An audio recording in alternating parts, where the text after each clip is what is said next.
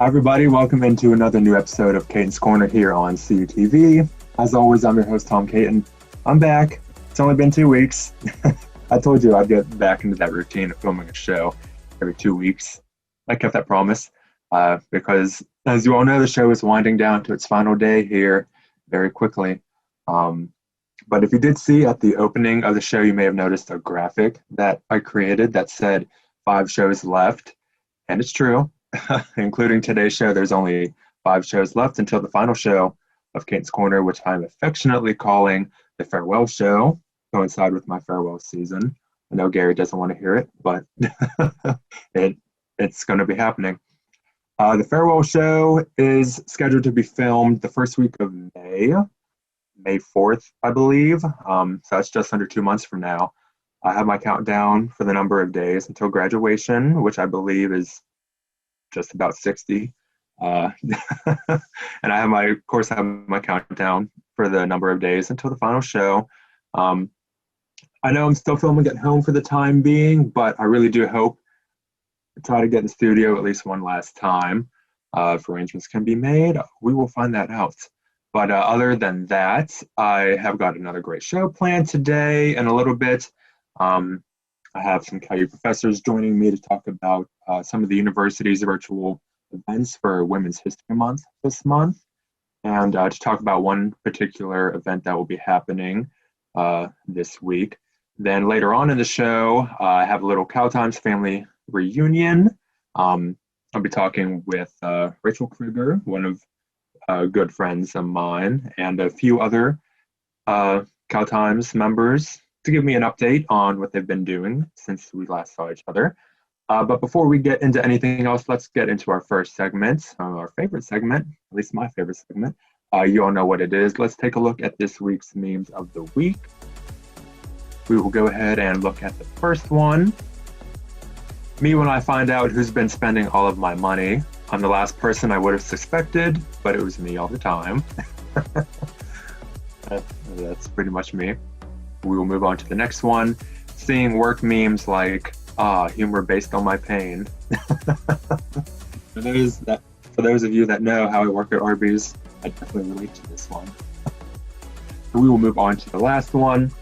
When you're about to go to sleep, but your body does that fake fall thing. It happens to me pretty much on a nightly basis. I don't like it. But those are my memes of the week. Hope you enjoyed them. Don't forget, if you see a meme you think I should see, please send it to me. I know that was a rather quick monologue, probably one of the fastest ones I've ever done. But we need to take a quick commercial break, and we'll be back with more Caton's Corner right after this. Stay tuned. The Vulcans are back in action, and CUTV has you covered. Baseball versus Wheeling. Baseball versus Walsh. Baseball doubleheader versus Slippery Rock. Baseball doubleheader versus Mercyhurst. Baseball doubleheader versus Clarion. Baseball doubleheader versus Seton Hill.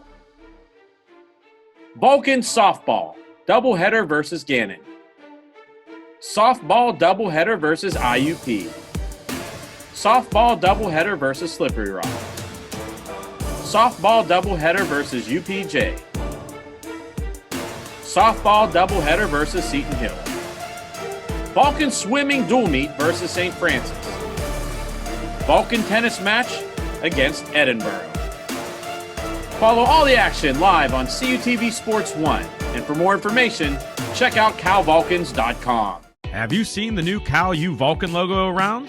Have you wondered where to get gear featuring it? Then go to calvulcans.com and click shop. Log on and browse a full selection of men's shirts, women's shirts, pullovers, hoodies, and more. All items feature customization with the new CalU Vulcan logo and wordmark. The site also features a full selection of hats, tailgating items, and accessories. Don't be the last person to sport new CalU Vulcan gear. Go to calvulcans.com today.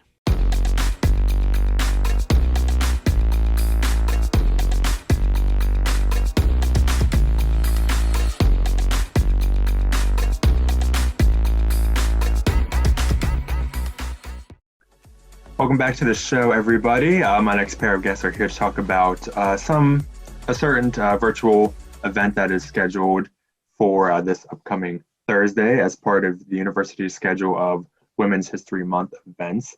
Everyone, please welcome Dr. Laura Tunerman and Dr. Kelton Edmonds. Hi, guys. How are you doing today? Hello. Hi. Well, Nice to see both of you. Hope first and foremost, hope you all are doing well, staying safe, having fun at home, as most of us are. So again, just thank you for being here, taking time out of your schedule. I always find it exciting to have some professors come on my show because we students, we just connect with you all so much. So this is pretty much how we do it. Ask you a question, we can go back and forth because I didn't want to have you both separately because it'd be a little redundant to ask the same questions and possibly get the same answers. But so we can ask a question if we want to go back and forth, or whoever wants to answer first. It doesn't really matter. But so first of all, this Women's History Month event is taking place on Thursday, March 11th. What is it all about? Okay, I can start you out to tell you that the idea for this event came from the President's Commission on Women on campus. And they were looking to put together Women's History Month, and they particularly wanted an event to honor the memory of Dr. Melanie Blumberg. And they liked the idea of the last lecture, which is an honor often given to faculty members before they retire to really do one last lecture of their expertise. And of course, Dr. Blumberg didn't get that opportunity, so they suggested the idea of a reverse last lecture, where people who knew her well could talk about what is it we could learn from her life that might be useful to all of us. Whether you know Dr. Blumberg or not, these are life's lessons that are helpful because she did some pretty amazing things. So that was the idea for the event. And so the event does take place March 11th, like I said, via Zoom. And what time is that happening for people to join? looks like 11 to 12. 11 to 12 noon. And there is a Zoom link in the announcements if you want to join us. Just look for the announcement. I think is called "A Life Well Lived: Lessons from Dr. Melanie Blumberg." So if you go there, you can get the Zoom link and join us. Yes, and there's also a list of the events on the Cal Times website as well, if you'd like to check all that out. So do you know who else will be speaking at this event? Sure. So besides Dr. Edmonds and myself, we have Dr. Ayanna Walker, who is from Health Sciences, and we have Courtney Cochran, who's a CalU alumni with an undergraduate degree. She's class of 12 and then also class of 13, and Liz Mims, who's the director of Dress for Success. So I know not many students might know Dr. Blumberg, but if one of you wanted to just explain who she was and all that. Yeah, if Dr. Tunerman doesn't mind me starting with this one, first and foremost, she was the heart and soul of what was the History and Political Science Department, which grew into the History, Politics, and Society Department, which would grow to be the Department of Humanities. But we're such a highly functional, great department. And at the core of that was Dr. Blumberg, who touched all. So she just impacted so many people, those members in the department, as well as so many students. And she just was so remarkable in all the things that she was able to do. So she meant a lot to so many people, as she was the director of a number of committees, the American Democracy Project. She was advisor to a number of student organizations, and she did so much and had such a profound impact on campus in terms of voter registration. The list goes on in programming. The list goes on and on and on. Yeah, she was a professor of political science with a specialty in American politics, and I think that gave her a lot of her interest in activities. That's where a lot of her publications were about parties and elections. But as Dr. Edmonds mentioned, she did so much more and sort of served as an example for her students, but also for lots of staff and faculty members. of what one could do in a life well lived, in terms of supporting others, in terms of volunteering, in terms of civic engagement. And so in this program, we're going to talk about all those kinds of activities. I know I was fortunate to meet Dr. Blumberg during my sophomore year because I took a class with her. And I know I was never really interested in voting and registration and all that stuff, but taking that class with her, I know we had to go out and participate, like be on the front line, like ask people, encourage them to register to vote. And I'll say she was a very kind professor. She was always there to help. And after taking that class, it did get me a little bit more interested with political science and all that. And so I definitely, as you two described what she did, yes, it did help me learn and understand a whole lot more. And I know she will be missed by so many people. Did either one of you get to personally know her during your time? Well, I was on the committee who hired her, so I feel like she was a friend from the start.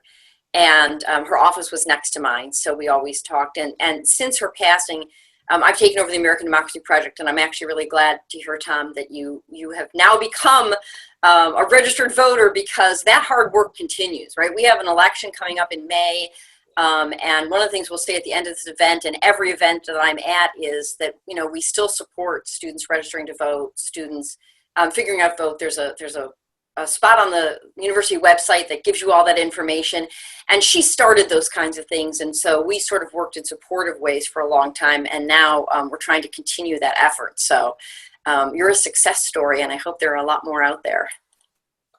Yeah, you didn't have a choice whether to get to know Dr. Blumberg or not. She was so inviting that, I mean, of course, in the department, she welcomed everybody. And I'm talking about in terms of serving on committees of things that she was a part of, or volunteering her services to be a part of committees like the Frederick Douglass Institute.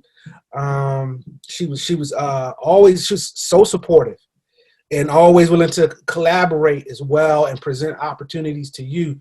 And so these professional invites, of course, evolved into great social and personal interactions. So she was my friend.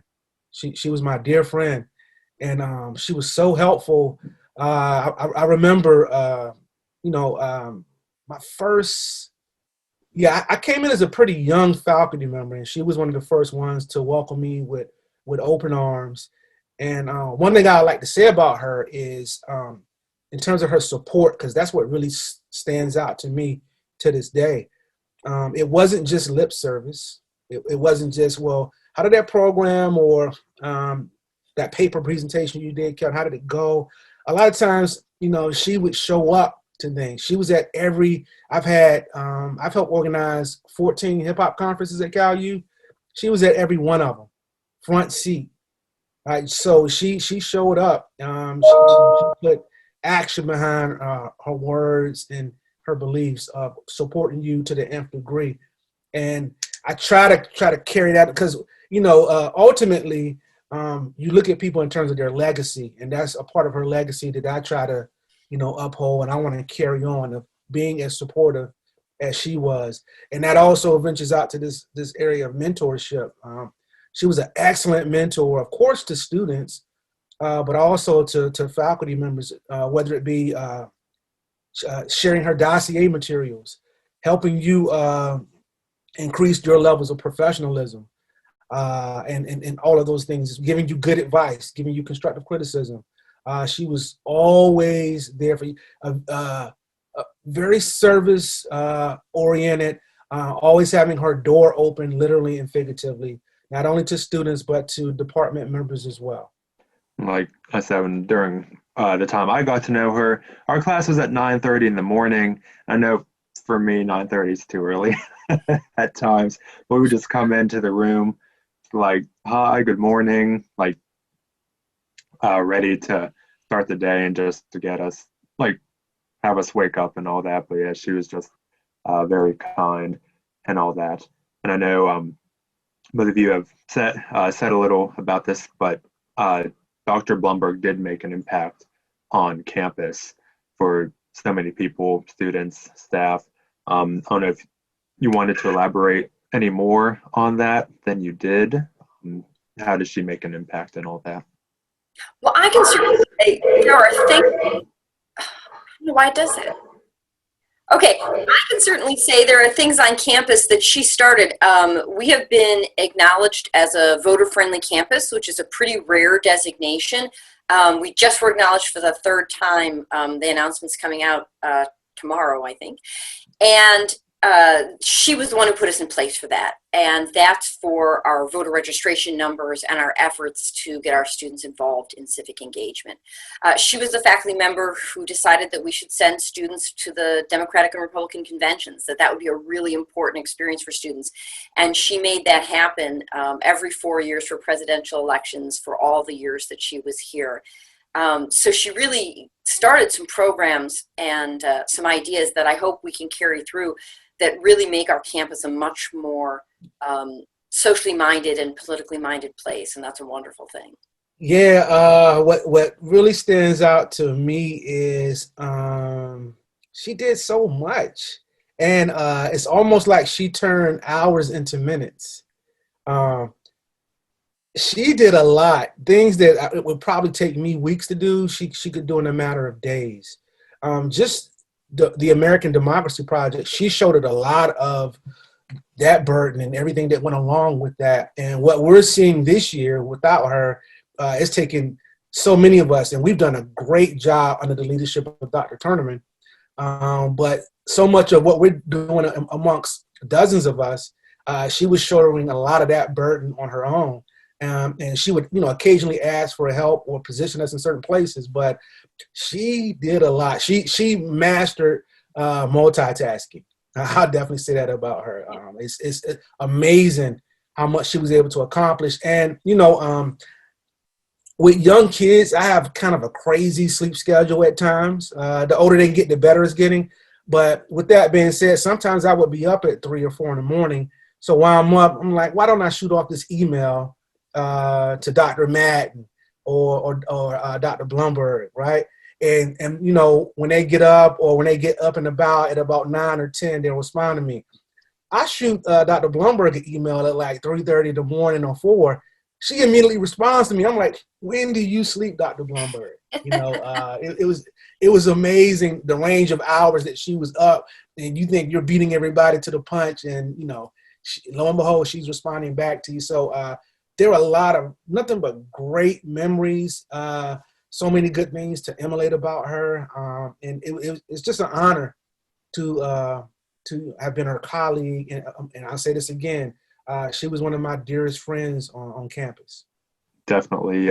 This event, like we said, takes place Thursday, March 11th from 11 a.m. to noon via Zoom. As Dr. Tuneman said, the Zoom link is in the announcements page, or as I said, you can check the Cal Times website for the link, and of course all other events happening for Women's History Month. And before we end this segment, you guys have any final words you would like to say? Well, I'll just think that for this event, I feel like even if you didn't know Dr. Blumberg, of course it's a memorial event, it's an event to remind her, but it's also an event that everyone can learn from. We're really hoping that people who don't know her at all will come, because what we're trying to do is draw lessons from her life and things that she did so well that, as Dr. Edmonds said, we could all try to emulate, right? And I think she still has a lot of advice to offer us through the memories we're going to share. So I hope people will come check out the event. Absolutely. I'm looking forward to it as a celebration of a life well lived. And there's no one more deserving. So please, everybody come out. I know I will definitely be attending. So just because as we've been talking, Dr. Blumberg has had such an amazing impact to students and staff on campus. So it'll be a nice memorial, and just to take the lessons that she taught us just even further. So again, Dr. Tuneman and Dr. Edmonds, thank you so much for being here today. Just remember that event to honor Dr. Blumberg will be happening March 11th, this Thursday. And check the Zoom link on the announcements page in your email or on the Cal Times website at www.caltimes.edu. caltimes.org and click on the news tab on the main homepage. Thank you again, Dr. Tuneman and Dr. Edmonds. We need to take another commercial break. Don't go anywhere. You're watching Caton's Corner on CUTV. Pride and passion drives the Pennsylvania State Athletic Conference. From 55 NCAA championship teams, 294 individual national champs, and counting. Who's next? Make the PSAC yours. PSAC Proud is winning in athletics and in the classroom. Over 3,100 PSAC student athletes are honored as scholar athletes. It's a perfect mix of athletics and academics. It's time to make the PSAC yours. Awkward. I'm the awkward silence. You try to avoid me, then there I am again. But an awkward silence can be a great thing. Like Kelly here is about to demonstrate. You haven't really been yourself lately. Are you okay? Find out how you can help a friend with their mental health at seizetheawkward.org. Welcome back to the show, everyone. I'm very excited for my next guest. This is her very first time ever making an appearance on my show. And it's kind of a little bit of a family reunion, if you would like to call that. Everyone, please welcome my good friend, Rachel Krieger. Hi, Rachel. Hey, how's it going? I'm good. How are you doing? Well, I'm good. It's getting warmer out here, which is nice, but not shorts weather yet, which is what I'd like. But it's getting warmer, and my life revolves around the weather. So it's Pennsylvania. Someone's wearing shorts. At least one person's always wearing shorts. But so really, it's pretty much long time no see. We haven't seen each other in a while. Yeah, hopefully we saw each other was at the hot dog shop, I think. Before the pandemic. But first of all, I hope you're doing well, staying safe, and thanks for taking time to be here today. I knew I had to get you on my show before it ended, so for making that dream come true. Save the best for last. But well, I still got 2 more months before my show ends. But for those who don't know, Rachel, we got to know each other through CUTV and Cal Times primarily, and that was fun. I believe you graduated May 2018, correct? Yeah. And so do you want to describe what you've been up to lately, what you've been doing and all that? Yeah, a lot. That's the simple version.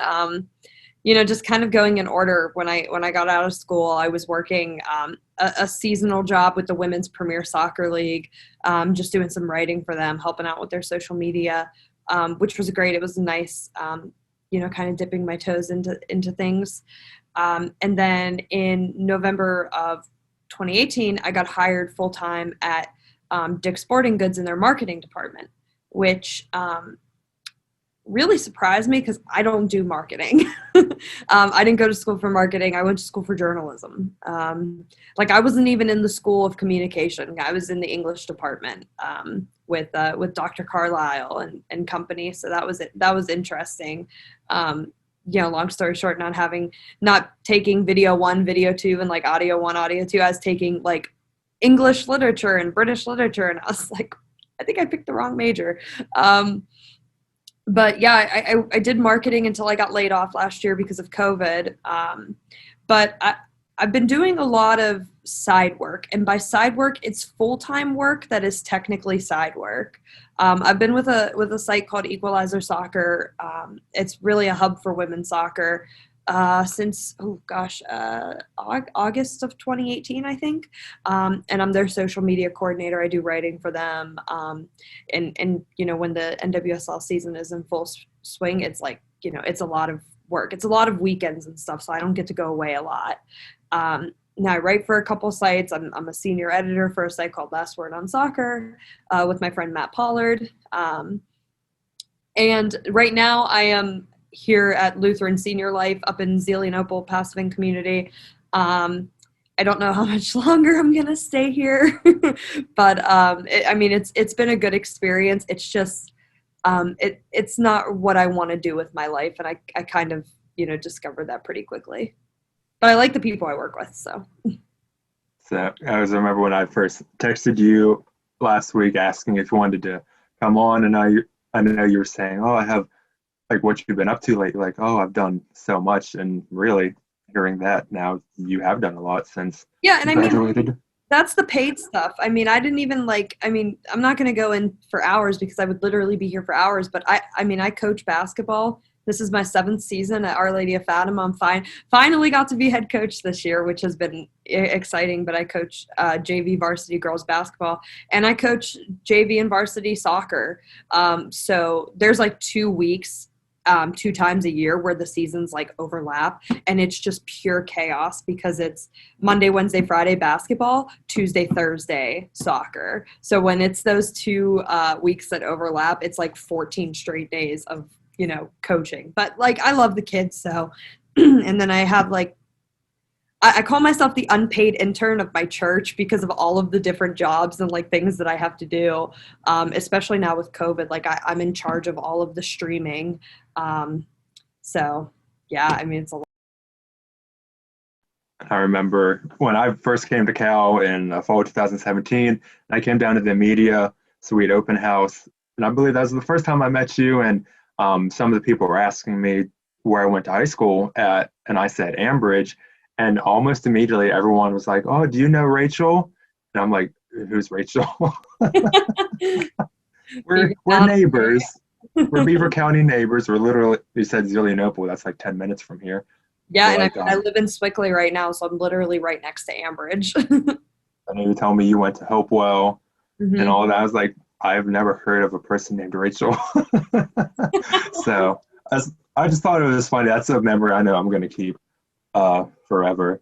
But so, as I said, you were the editor-in-chief, former editor-in-chief of Cal Times, and that's my position right now. So like when I had to take over, when Danny graduated, I know I thought I had some big shoes to fill. But was it fun being editor-in-chief? Because I know I'm having fun right now. Oh, I'm not saying that. I loved it. It was great. I would be in the office like constantly. And it wasn't even just like work. It was fun. Obviously there's some stresses to the job. I mean, of course, but like it was a really good time, and I was very lucky to have a really good staff. And the thing about the Cal Times that I always liked, but like it's kind of funny that I like this because you want like your organizations to be big, and like one thing Dr. Carlisle kept always saying to me was, how do we not have more Cal Times staff writers with as many people in like the journalism program and whatnot. But I loved the intimacy of it all, like the fact that we had like 5 or 6 editors, and then maybe we had like 7, 8, or 9 staff writers, because I got to know everybody. I got to know everybody's styles. And like, I almost went to undergrad at Point Park, and I couldn't even imagine if I did that, because I would have never known my staff. I would have never known the people around me, because it's how many people are in that program and how many people are in the newspaper they have down there. So it was a lot of fun. I really enjoyed it. I graduated in 3 years instead of 4. And so I was editor-in-chief for my last 2 years. And I think Jeff Helsel said I was the first person to be editor-in-chief for 2 years in a row, which was kind of like, whoa, okay, that's kind of cool. But yeah, Danny Beck took over after me, and he did, an absolutely great job. And now you're doing it, and you've been doing a great job. And I know we've been texting. I'm like, how's my baby? How's the Cal Times? But I mean, it was a lot of fun. It definitely changed my life, and the freedom you have with writing for the Cal Times is just like, it's second to none. It's awesome. It's like you said, you're the first person to be editor-in-chief for 2 years, and while mostly people just do it for 1 year, I'm the second person to do it for 2 years. I've done it since my junior year. It's been a lot of fun. And like, as you said, as the years went on, like our staff got smaller, but it was a small but mighty staff. And the staff we have right now, it's going good. And dedicated, because sometimes you would have people that came in like to the first meeting of the year, and you would never see that person again. Or you would just have people turning in stuff because it was it was a project for their journalism class. And we did retain some people that way. That's how James Rudolph got into the newspaper, and he was my opinions editor for a year, and he was fantastic at what he did. But yeah, I mean, the smallness is a good thing and it's a bad thing, but I mean, I liked it because I knew I had dedicated people that I could go to and not have to like hunt people down for stories at like 1:00 on Monday when the deadline is supposed to be noon. Yeah, people don't like to meet the deadlines. I know Danny, he would always tell me, Tom, thanks so much for getting your stuff in on time. It's like people rarely do that. And that's still the case today sometimes. But moving on here, do you have what was your favorite memory being with Cal Times and all that? He's gonna kill me for telling this story. Taylor Barta, still, he and I are very close friends. He was our graphic designer. I only, thank God for iPhones having like the date and stuff when like, pictures and videos are taken. It was the day before my birthday, and I think it was my first year as editor-in-chief. So yeah, I think so. He would like play these videos on YouTube of like it would just be like these stupid videos and stuff, and they would make us like absolutely crack up in the office. And the one was like this really stupid like song with like this meme of like this dog on it, and Taylor got up and just started doing this ridiculous dance, and I got it on video, and it is my favorite bit. Like if I'm ever sad to this day, I watch this video to like make me perk up or something. But he's gonna kill me for telling that story. But that was my favorite like moment in the office. But like I loved I think it was my senior year. I was able to do a lot more with the newspaper and also with CUTV because my junior year I was working a night shift job at the Herald Standard doing layout for pages, so I couldn't really be on shoots too much. And then I had gotten laid off from that job, and then my senior year I started working as a stringer for the Mon Valley Independent. So I had a little bit more freedom to do more things in the evenings. So my senior year I started picking up more photography for the Cal Times, and I kind of just tagged along with Jeff Helsel pretty much the whole time, and we were shooting things like I think I did like maybe like 8 or 9 basketball games, because I tried to even it out too with CUTV because I wanted to I wanted to help do the broadcast. I got to be on some games with Steve Ruffing for both soccer and basketball. I think I did a game with Colin Kirkwood one time. I don't think I ever did one with Danny or Dylan Godet, but also amazing guys and just downright amazing people. But so I got to have a little bit more freedom to do some stuff like that. And like, photography was something I did for a long time. I ran my own photography company for about 3.5 years until I kind of retired in a way. Retired it in September because I'm going for a second master's. So I kind of retired that, but like I really got to hone the craft. And this week at work, I'm actually doing a presentation on my photography and like skills and stuff like that. And I'm like looking at pictures from like before college, during senior year, and then like after college. I'm like, wow, like if it wasn't for that senior year of being able to really hone those skills with the Times, I would have never been able to do some of the things that I did post-college. So, that was, I mean, every day in the office was like always something funny, always something hilarious going on. But just, I miss those times where it would be me and the other editors just like sitting in the office, putting the pages together and, clowning around and doing stuff. So, yeah, good times. I know I miss that too. Now that I've been at home for almost a year now. It's the 1-year anniversary of our 2-week lockdown. But yeah, I miss all that too. And so long story short, definitely being a part of the Cal Times has influenced what you do today and what you have done. Yeah, I think so. I'm kind of going through a little bit of a different career path right now, but I'll always have journal. Like I say that in like my 9 to 5, but I'll always have journalism because I'm still writing for Equalizer, Last Word, a bunch of other things.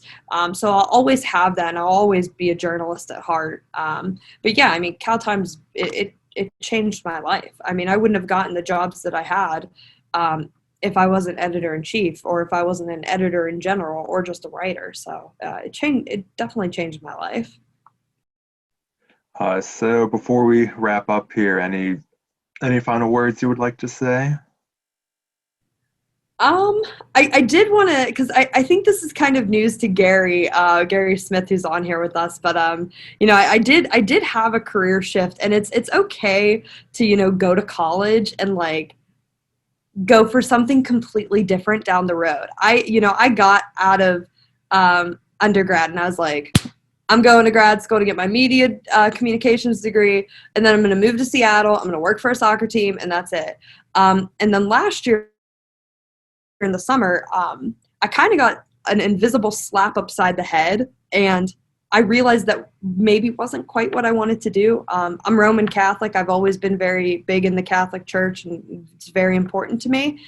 And I started going to school for pastoral theology this last year, getting my master's degree in it. So I just interviewed for a job at a parish out here for their youth ministry position.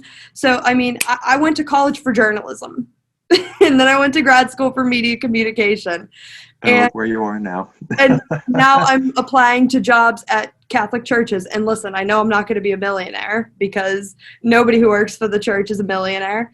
But it's what I discovered, after all the schooling, after, some experience with working in these different jobs, that's what I want to do with my life. And it's okay for people to have that career shift. I keep saying that I'm going to be a full-time student for the rest of my life, because now I'm going for my second master's, which is really tough.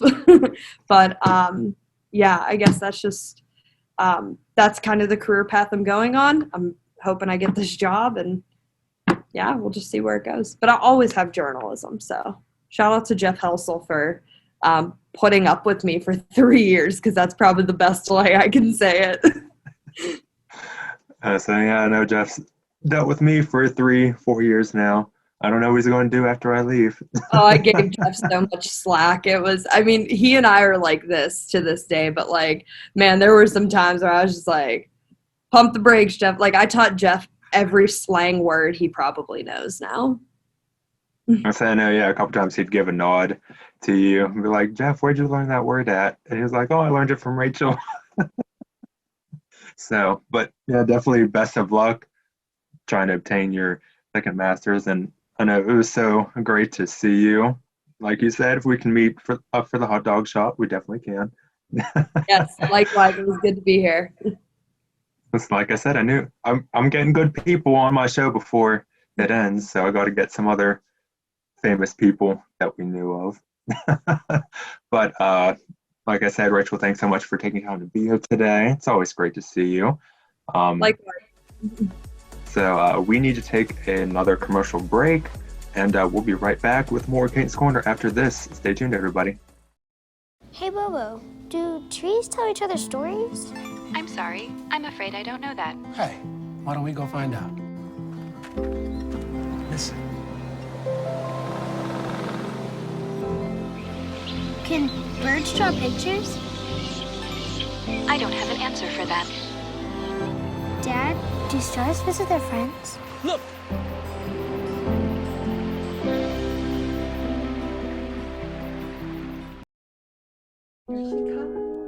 I, Krista, take you, Jamie, to be my wife. When we found out that we were pregnant, we were just elated. We were just sitting there waiting for the pediatrician. She said she won't be taking you in as a client.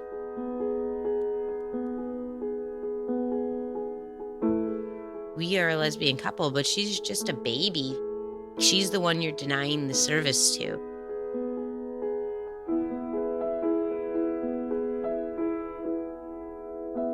Welcome back, everyone, to the show. Normally, we're near the end of the show, as you can see, and this is usually the time I get together with a few of my guests to play a game, but we're going to do something a little different today. So, as you saw, Rachel was the only person who could attend today's filming of the show. I did ask a few other fellow Cal Times members, but unfortunately their schedules conflicted with today's taping. So instead, I had them send me an update on what they've been up to since we last saw each other. We have Taylor Barda, Sam Keaney, and Lily Gongoware. We'll first start off with Taylor Barda. See the picture of him. Taylor was the lead graphic designer for the Cal Times from 2016 until his graduation in May 2019. He's currently working as a print production specialist at a company in Greensburg, PA called Scott Electric. He's been with the company for 4 months now, and he said he has made great strides in furthering his career. His favorite Cal Times memory, as Rachel explained a little earlier in the show, was he and other editors would share some late night laughs, listen to funny music, and share memes to help get them through the pressure of deadlines. So Rachel, you might be off the hook. Taylor might not come at you because Taylor is describing the memory that you described to me earlier. He definitely says his time with Cal Times was an incredibly humbling experience. He definitely misses being in the media suite, but says time down has been one of the best learning experiences and resume builder ever. In closing, Taylor said he'd like to congratulate me on wrapping up my senior year and congratulations on the last few episodes of Caton's Corner. Taylor, thank you very much for your humble and kind words. Taylor thought today was the final show, but I had to keep reminding him it's not until May. He kept forgetting about it. But Taylor, thank you very much for that update. Next up, Lily Gongoware, another former Cal Times staff member. Here's her picture, and here's her update.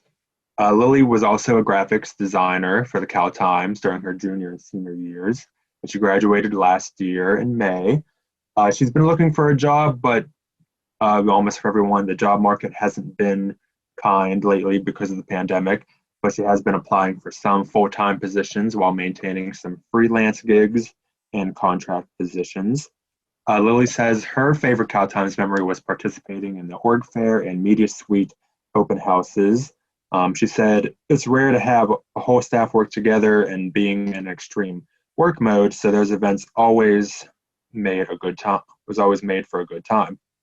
In addition to that, she was always excited to show off our work to the student body and just show how much hard work went into Cal Times.